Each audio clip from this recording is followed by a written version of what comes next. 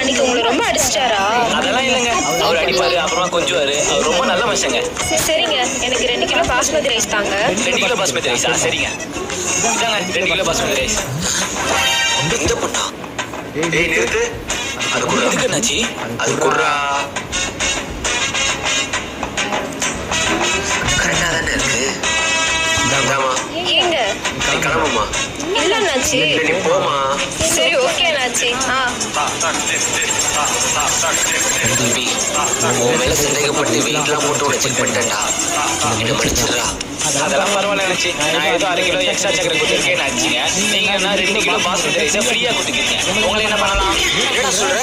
ஆமா, அது புள்ளி காசு வாங்கி சொல்லிட்டு அவளும் ஓடிட்டா. ஐயோ, முதல்ல அந்த பொண்ணை போய் போடுறா. எங்க போயிட்டா? ஐயோ